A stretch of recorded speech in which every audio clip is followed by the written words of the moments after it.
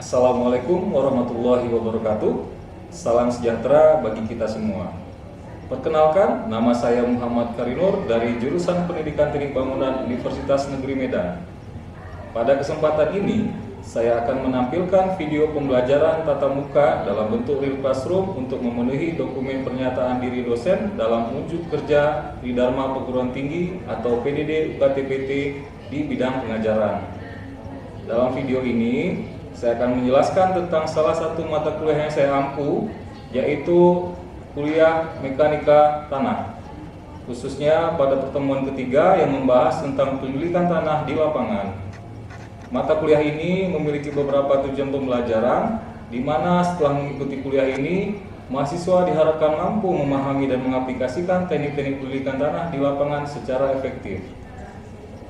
Selama perkuliahan, kita akan membahas berbagai topik mulai dari deskripsi mata kuliah, kemampuan yang diharapkan dari mahasiswa, materi pembelajaran yang akan kita pelajari, serta sistem dan metode pembelajaran yang digunakan. Saya juga akan menjelaskan bagaimana interaksi antara dosen dengan mahasiswa yang dilakukan untuk memastikan pemahaman yang optimal. Sistem penilaian mata kuliah juga akan dibahas, termasuk teknik dan indikator penilaian yang digunakan, sesuai dengan rencana pembelajaran semester atau RPS. Saya berharap video ini dapat memberikan gambaran yang jelas dan membantu proses pembelajaran. Mari kita mulai. Oke, Assalamualaikum warahmatullahi wabarakatuh. Selamat siang, salam sejahtera bagi kita semua.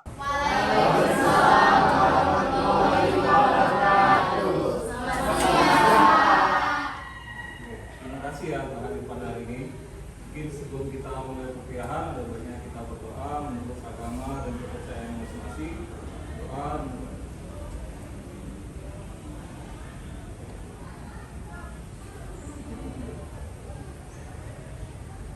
Selesai. Oke ya, hari ini kita masuk ke pertemuan ketiga ya. Mungkin sebelum kita masuk ke materi, saya akses dulu ya untuk sesi ini. Sudah diakses semua sibranya? Sudah. Ini saya presensi manual ya. Oke, yang saya panggil silakan dijawab ya. Sini Amelia. Hadir Pak. Diki Ananda. Hadir Pak. Ipal Afiansa. Destaria Injil Maturbat. Agung Triadi Utomo. Penny Irawani Hulu. Krista Umpan Turwan. Dia Lestari Manulang. Monika Agnes Magun. Naomi Marpaung. Rika Sebor Matondang. Hadir Pak. Dia boleh panggil.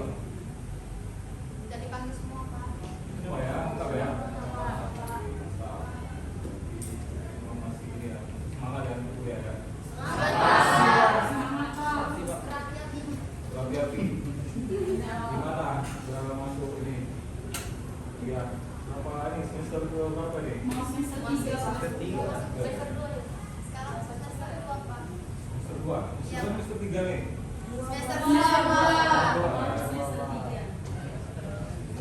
Jadi kalau kalian masuk semester 2 itu harus paham ya terkait tentang tanah ya, karena kita di dalam posisi bangunan ya. Nah, pada hari ini kita akan belajar terkait tentang penyelidikan tanah atau soil investigation ya. Jadi soil investigation ini adalah hal penting ya dalam suatu desain ya, desain bangunan ya. Jadi sebelum kita merencanakan bentuk dari bangunan, posisi pembahasan seperti apa, kita harus tahu dulu ya tanah itu seperti apa ya. Nah, masih ingat ya untuk materi sebelumnya ya. Jadi kita sekarang masuk ke CPMK 2 ya di sini. Di CPMK pertama ini minggu pertama yang pernah saya jelaskan di awal ya. Jadi kita tahu dulu, kita deteksi dulu kerusakan struktural pada bangunan ya, khususnya di bidang geoteknik. Nah, setelah itu kita pelajari tentang asal usul tanah ya, terus parameter fisik tanahnya gitu. Lalu kerapatan relatif, konsistensi tanah, dan yang terakhir itu di penyelidikan tanah di lapangan ya, di pertemuan kedua dan ketiga. Nah, saya mau nanya dulu nih sebelum kita masuk ke penyelidikan tanah di lapangan. Ada yang bisa jelaskan yang materi minggu lalu?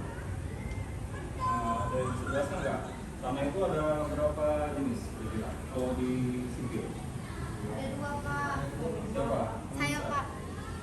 di sipil terbagi. Nama kamu Rika, kan? Iya Pak. Ini harus berdiri atau gimana Pak? Silakan.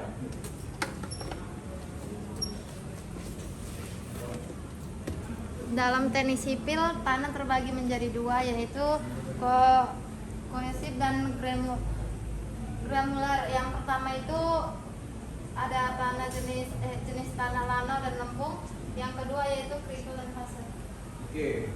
Nah, ada satu lagi sebenarnya. Jadi kalau itu kan yang kira-kira itu bisa langsung kita kita bangun di atasnya. Jadi ada satu lagi namanya tanah organik ya, tanah organik. Nah, tanah organik ini nanti kita pelajari di pertemuan selanjutnya ya. Jadi yang minggu lalu kita yang membahas tentang tanah granular sama tanah kohesif ya. Jadi granular itu ada pasir dan kerikil. Lalu kalau tanah dia jenis tanah kohesif itu tanah yang lanau atau lempung ya namanya gitu ya. Nah, kira-kira secara kasat mata ya, itu gimana cara membedainnya? Secara gampang. Ada yang tahu gimana cara membedainnya? Sudah masuk mata kuliah pengujian tanah belum? Atau pengujian atau terapi pemikiran tanah? Enggak ya? Tahu nggak? Itu dari pertemuan sebelumnya kan sempat saya sampaikan ya, gimana caranya? Secara gampang. Misalnya kalian pegang nih tanah, ya, Bapak ini tanah granular, ini tanahnya kohesif, itu gimana bedanya?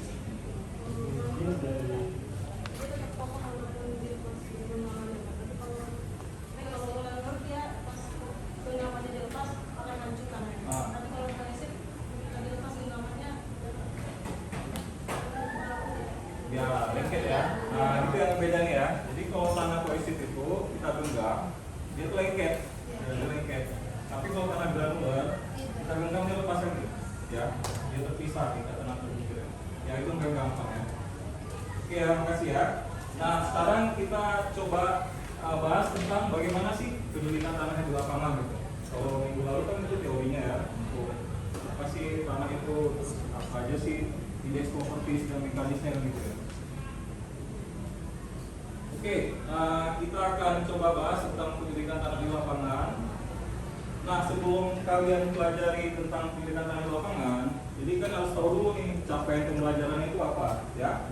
Di sini bisa kita lihat ya, CPL dari mata kuliah ini adalah mahasiswa tuh mampu menguasai konsep teoritis secara umum tentang metode penyelesaian masalah rekayasa di bidang teknik sipil, ya. Lalu CPMK ini adalah capaian pembelajaran mata kuliah, ya, ini untuk mata kuliahnya, di mana mahasiswa itu harus mampu memahami konsep teoritis secara umum tentang metode penyelesaian masalah rekayasa di bidang teknik sipil, khususnya mekanika tanah dengan menunjukkan sikap bertanggung jawab atas pekerjaan di bidang karirnya secara mandiri. Ya, jadi kan nggak cuma mengerti tentang apa sih itu bangunan ya, gimana sih fondasinya, nah kan itu harus bisa bertanggung jawab dengan apa yang kalian buat gitu. Ya, jadi jangan main-main ya, karena ini menyangkut dengan nyawa manusia ya, bangunannya. Lalu di sini ada sub CPMK, ini adalah turunan dari CPMK-nya, di mana mahasiswa itu mampu mendiagnosis asal usul tanah, parameter fisik tanah, kerapatan relatif, konsistensi tanah, dan pendidikan tanah di lapangan. Nah, kita hari ini bahas khusus di pendidikan tanah di lapangan.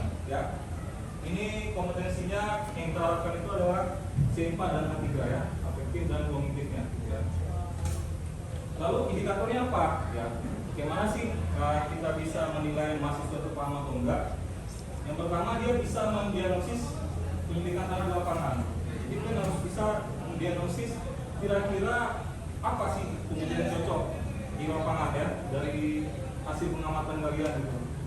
Yang kedua, kan bisa klasifikasikan ya, jenis-jenisnya apa aja ya, jenis pendidikan tanah itu apa aja sih, itu harus bisa paham ya, bisa memahami. Lalu yang ketiga itu kan interpretasikan hasilnya ya. Jadi hasilnya itu udah kalian dapat, kan bisa bilang oh ini jenis tanahnya granular, oh ini jenis tanahnya kohesif gitu. Oh ini nama tanahnya ini lempung, ini namanya lanau gitu. Jadi itu nanti indikatornya. Nah, tujuannya ini kalian mampu ya.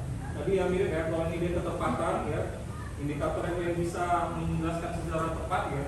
Kalau ini dia udah mampu ya, mampu mendiagnosis pendidikan tanah lapangan, mampu mengklasifikasikan jenis pendidikan tanah lapangan, dan mampu menginterpretasikan hasil pendidikan tanah lapangan. Nah, pokok bahasannya secara umum itu adalah pendidikan tanah di lapangan. Dengan subpokok bahasan kita akan bahas yang pertama itu jenis-jenisnya, ya jenis-jenisnya apa aja. Lalu tahapannya gimana, apa yang pertama dilakukan, ya selanjutnya apa tahapan-tahapannya, sampai nanti ke laporan akhirnya, ya. Lalu proses pengeboran atau penggalian lubang uji itu seperti apa. Lalu namanya kita ngebor, kita pasti ngambil sampel tanahnya ya. Nah, gimana cara ngambil sampel tanahnya, untuk sampel tanahnya. Yang terakhir itu pengujian bentuk tanah di lapangan ya. Jadi tanah yang kita ambil itu kan sebagian masuk ke dalam laboratorium, diuji kan. Nah, sebagian lagi itu bisa kita ambil di lapangan, kita uji. Ya, contohnya kalau pernah dengar ada sondir, ada SPT, nah itu kan kita uji kekuatan tanahnya, ya. Nah, kita masuk ya ke pengertiannya ya, pendidikan tanah. Oke, mungkin sebelum masuk ke sini, kira-kira ada nggak yang kalian pengen tahu selain dari pokok bahasan ini? Kira-kira ada nggak tambahan yang mungkin udah punya pengalaman atau mungkin pernah lihat orang bekerja atau keluarganya bekerja di bidang teknik sipil? Itu kira-kira apa sih yang menarik dari pendidikan tanah lapangan yang pengen kalian tahu? Ada nggak? Proses pengujiannya Pak. Proses pengujiannya. Oke ya, proses pengujiannya nanti kita bisa bahas di sini ya, di proses pengeboran ini. Ya, sama di poin 5 ya. Ada lagi kira-kira? Oke, nanti mungkin sambil jalan ya bisa tahu ya apa yang kurang ya. Oke, kita lanjutkan ya. Nah, apa sih pendidikan tanah ya? Pendidikan tanah itu adalah proses kita kumpulkan nih data-datanya. Lalu kita analisis ya informasi dari tanah di satu lokasi untuk selanjutnya kita tentukan sifat fisik dan mekanis. Ya, ingat ya kalau sifat fisik itu kelihatan ya, tampaknya gitu. Ya sama kan jumpa orang Eropa sama orang China kan kelihatan tuh bedanya gitu ya. Tapi kalau mau bicara tentang tekniknya, kekuatannya itu harus diuji, ya kan? Ya bisa jadi mungkin orang Eropa main bulu tangkis ya lebih kuat yang orang China kan gitu kan. Nah, jadi harus diuji dulu kekuatannya gitu kan. Ya, jadi ini harus diuji. Ya, jadi bukan berarti tanah itu jenis tanah lempung dia lemah, enggak. Ya, lempung itu kalau dia kering dia keras, dia bisa kayak batu gitu. Tapi kalau dia bentuknya dia bercampur sama air jadi lemah. Ya, jadi nggak berpengaruh ya, nggak berpengaruh ya di suatu kondisi tertentu. Nah, tahapan pendidikan tanahnya gimana? Ya, apa sih yang harus dilakukan? Nah, yang pertama itu ya pengeboran ya atau penggalian lubang uji. Nanti setelah kita bor, kita ambil contoh tanahnya. Ya, di sini ada namanya core box. Ya, core box ini isinya perlapisan tanah itu per 1 meter. Ya, lalu nanti ada bentuk yang dalam tabung. Ya, dalam tabung. Ini namanya sepel apa? Ada yang tahu? Yang ini dalam core box. Atau ya, ini namanya sampel terganggu. Ya, sampel terganggu atau disturb ya, sampel ya. Karena apa terganggu? Dia terbuka, ya, nggak ada penutupnya, nggak ada plastiknya gitu. Ya, ini pukul ya. Itu kali 2, gitu ya. 3, gitu ya. Ini masih 50 ya. Nanti lihat nih garisnya. Nah, garisnya. Jadi 15 cm pertama ini nggak berat lagi. Kalau 50 kali kita stop. Nah, mau sebelah ya. Tapi udah sangat keras. Gitu ya. Walaupun dia yang pertama, ya, kalau dia pertama udah lebih dari 50 berarti kan nggak ada dalam umur lagi tanahnya. Mau ada tanah keras. Boleh stop. Ya. Nah, ini hasil di lapangan ya. Jadi ini bacaan pertama itu 3, masuknya 15 cm. Bacaan kedua 3 kali dipukul masuk 15 cm. Bacaan ketiga masuk 5 cm, 15 cm, bacaan 5. Yang itu cuma ujungnya aja sama 3. 3 tambah 5 jadi 8 per 30 cm. Ini 8 tambah 13 per 30 cm gitu ya. Dan seterusnya. Gitu ya. Nah, setelah dapat nanti dimasukin ke dalam Excel, kita gambarkan bentuknya kayak gini. ya. Ada lagi? Ya, silakan. Agung. Perkenalkan, saya Agung Purnotomo, perwakilan dari kelompok 2 yang bertanya tentang masih pengujian sondir, Pak. Bagaimana cara menentukan daya dukung tanah dari pengujian dengan uji sondir dan bagaimana pengaruh jenis tanah terhadap hasil uji sondir? Oke. Terima kasih, Pak. Gimana cara menentukan ini ya? Nah, cara menentukannya gimana? Jadi alat sondir itu ya waktu dia masuk ini kan kita baca per 20 cm kan? Nanti di sini ada kedalaman 20 cm, 40 cm, 60 cm dan seterusnya ya. Dan seterusnya. Nah, lalu nanti bacaan itu kan ada bacaan yang pertama itu kan tahanan ujung, ya tahanan ujung. Misalnya bacaan manometernya 10, ya kan? Nah, nanti kita koreksi dengan ukuran dari piston ya. Itu nanti biasa dia kan 1/1 ya. Biasanya harus posisi 10 juga ya. Gitu ya. Nanti misalnya di sini dapatnya 50, ya kan? Sampai dia dapatnya 200. Ya. Jadi jadi di kedalaman ini, misalnya di kedalaman 2 meter, dia udah tanah keras. Nah, inilah nilai daya dukung tanahnya. Ya. Tapi ini nilai daya dukung fisiknya. Ya. Nah, kalau fisik ini kekuatan maksimumnya. Nah, kita nggak bisa pakai semua. Biasanya kita pakai namanya safety vector. Vektor ini kalau di fondasi biasanya 3, ya. Hasil ini dibagi 3. Hasil ini dibagi 3. Atau dibagi dengan 2,5. Tapi biasanya 3 standar ya. Jadi ini dibagi 3. Gitu ya. Nah, kalau misalnya tanahnya itu tanah lunak, nanti ada tahanan geseknya yang dihitung. Ya, kalau tahanan ujung kan nilainya kan dari ini, dari sisi ini, ya kan? Nah, tahanan ujung itu nanti nilainya dia lebih rendah dari ini, tapi dia makin jauh makin biasa makin lengket. Nah, cara ngeliatnya gimana? Nanti ada tabel. Nanti nanti kita pelajari, saya kasih ini tabel ya. Itu dari tabel itu nanti kita bisa lihat nilai F-nya, terus nilai QC-nya. Nanti kita plot, nanti kita tahu jenis tanahnya apa. Ya, nanti ada tabelnya. Dan kita plot, nanti kita bisa tahu jenis tanahnya apa. Bisa terbaca ya Pak? Ya, bisa diperkirakan jenis tanahnya. Ya, tapi dari nilai yang dua tadi kan di lapangan dapat banyak baca. Nanti kita plot, kita bisa tahu jenis tanah apa. Nah, kalau kita punya itu ya kan. Oke ya, makasih ya. Oke, kita break dulu, breaking ya.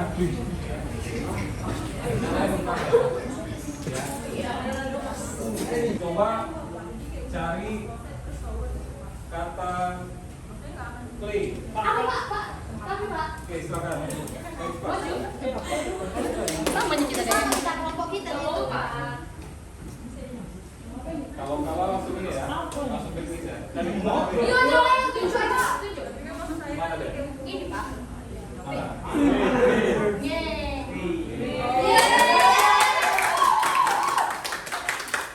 Oke, satu ya. Gila kali kelompok. Apa?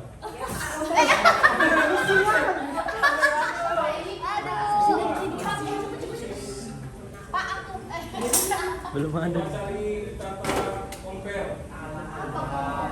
Aku dulu Pak, kasih waktu loh Pak. Compare. Nih.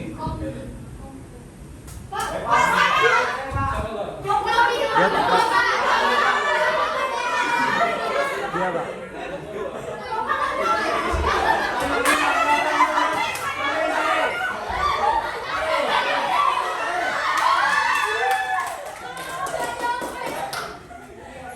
Coba cari kata is.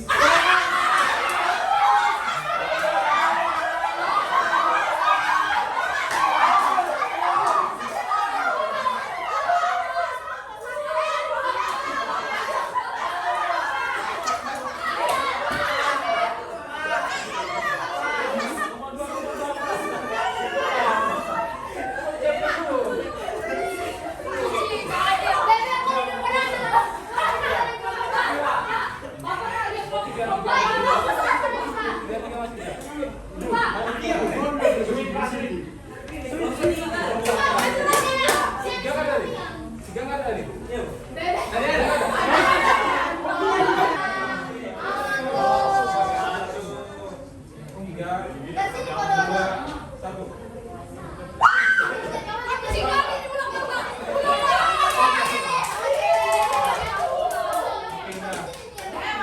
Kata tulis.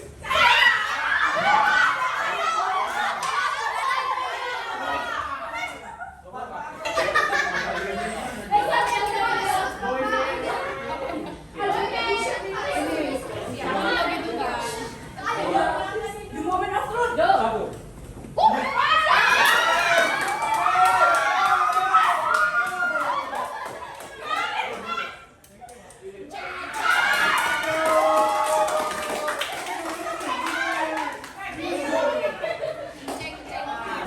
Silakan kerjakan 10 menit. Ya, 10 menit ya. 10 menit kerjakan berkelompok. Ya, ini ada data SPT ya. Di sini ada nilai N yang belum diketahui sama N60. Nah, coba kalian cari sesuaikan dengan parameternya masing-masing. Nanti hasilnya ditampilkan di depan. Oke, ada buat laptop? Nggak ada. Nggak ada? Nggak ada, silakan ditulis di ini, di kertas, nanti digambarkan di sini. Oke, silakan ya, mulai dari sekarang. Angka ini nggak usah diikut kan katanya 3 tambah 8 langsung kata bapak tuh tadi 11 yang di situ tadi yang pakai mesin 3 tambah 8 yang di lahan kosong tadi Iya. mana tadi yang hasil atasnya aja katanya ini gitu coba 3 tambah 8 oh iya yang angka tengah ini nggak usah diikut kan gini yang penjelasan bapak tuh tadi di sana yang 3 tambah 8 11 cuy 3 tambah 5 8 5 tambah 13 18 iya bener ya cepet tulis dulu jawab Steve Gravel Yellow Aduh. Gimana Stili? Stili, gravel, strip ya. Gravel, koma yellow. coba yang selanjutnya Baik teman-teman, kami akan menjawab hasil diskusi kami. Jika ada kesalahan, mohon dimaafkan. Di sini kan ada tugas kelompok. Perhatikan boring log, hitung nilai N dari 60. Pada hasil ujian SPD tersebut, parameter tipe alat pemukul, lubang bor, tabung sampler, batang bor, dan lain-lain silahkan ditentukan sendiri kan. Nah, jadi pertama itu yang kami tentukan N. Nilai N yang pertama yaitu 0,8/30. Mau 8. Oh.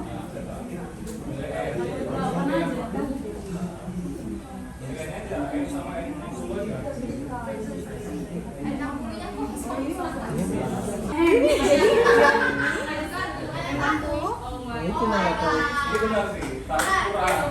Seharusnya ada 4 ya. Iya, Pak. Oke. Nomor 2 nilainya ini sama kayak nomor 4 ya. Ini udah benar. Cara nyarinya ya, ini. Masalahnya di hitungan N60 nya. Ya.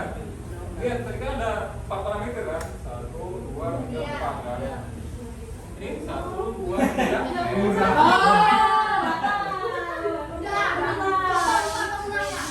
Nah, biasanya nilai N60 ini namanya koreksi. Nilainya tuh di bawah dari nilai N-nya. Ya, di bawah dari nilai N.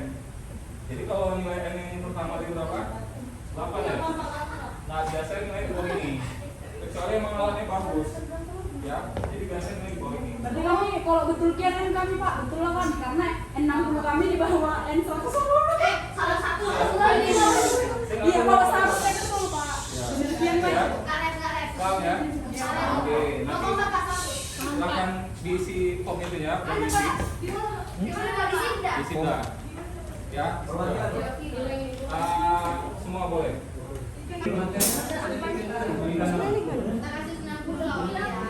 B. Oke, di hasilnya nanti ya. Dari hasilnya kita perlihatkan report dari kami masing-masing. Oke, sekarang kita masuk ke sesi terakhir ya. Ini review quiz ya. Nah, ini review quiz ini nilai mandiri. Ya, ini 3 menit. Silakan di scan. Ya. Nanti ada 5 soal ya, ada 5 soal.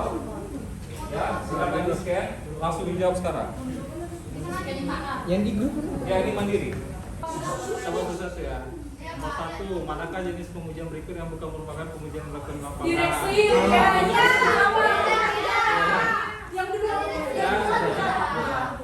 Yang kedua, pernyataan manakah yang kurang tepat?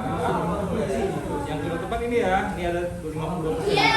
Di SPT dapat dilakukan tanpa terlebih dahulu dilakukan pengeboran. Jadi harus dibor dulu, ya. Oke, selanjutnya, pernyataan manakah yang dapat menggambarkan kegiatan organisasi tes dapat dihentikan. Yang pertama, jumlah pukulan pada yang ketua bulan ketiga kali sampai waktu keluar, ya. Ini aku, bukan pertama. Begitu.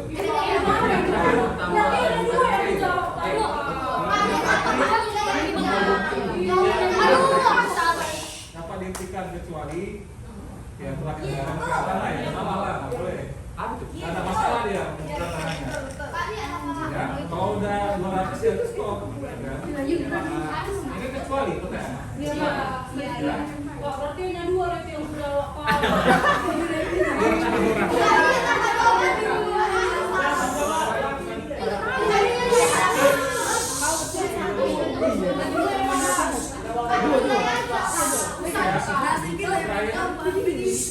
Dia harus kumpulkan dulu semua informasi. Ini ada tugas untuk ini ya, Sobir ya. Nanti soalnya yang pertama, pengujian tanah itu kita lakukan ya untuk mendapatkan sifat fisik dan sharing tanah ya. Jadi kita butuhkan dalam rencana konstruksi bangunan. Jadi sebelum kita buat bangunan, kita uji dulu tanahnya. Yang kedua, untuk uji di lapangan itu bisa kita pakai metode testing ya, atau bor yang dilengkapi dengan SPT, atau uji spanduk tes, panser tes, dan presometer ya, itu udah kita bahas ya. Lalu yang ketiga, penentuan titik-titiknya itu menyesuaikan ya, sesuai dengan jenis bangunan dan perkiraan kondisi tanah atau geologi ya. Jadi kita harus tahu dulu tentang geologinya itu. Dan yang keempat itu nanti di lapangan kita bisa mendapatkan data tanah sampel terganggu dan tidak terganggu ya, sesuai dengan kondisi kita sewaktu mengambil sampel tanahnya. Oke, seperti itu ya. Oke, ada pertanyaan lagi? Gak ada? Kalau tidak ada pertanyaan ya, sebelum kita akhiri, ada baiknya kita berdoa menurut agama dan kepercayaan masing-masing. Doa dimulai.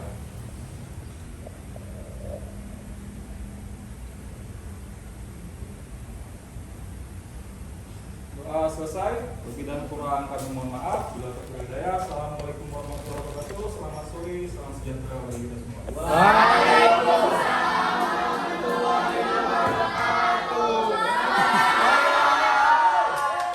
Demikianlah penjelasan mengenai pertemuan ketiga dari mata kuliah Menkadika Tanah yang membahas tentang penyelidikan tanah di lapangan.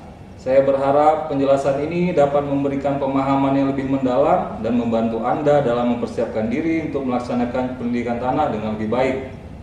Dalam pertemuan ini kita telah membahas berbagai teknik dan metode yang digunakan dalam penyelidikan tanah di lapangan, serta bagaimana metode pembelajaran dan interaksi antara dosen dan mahasiswa dapat meningkatkan pemahaman dan keterampilan pembelajaran. Saya ingin mengingatkan kepada kita semua untuk selalu aktif berpartisipasi dalam diskusi dan kegiatan perkuliahan, karena interaksi yang baik antara dosen dan mahasiswa sangat penting untuk mencapai tujuan pembelajaran yang diharapkan. Terima kasih atas perhatian dan partisipasi Anda dalam perkuliahan ini. Jangan ragu untuk menghubungi saya jika ada pertanyaan atau hal yang perlu didiskusikan lebih lanjut. Selamat belajar dan semoga sukses dalam memahami dan mengaplikasikan materi yang telah kita bahas. Wassalamualaikum warahmatullahi wabarakatuh. Salam sejahtera bagi kita semua.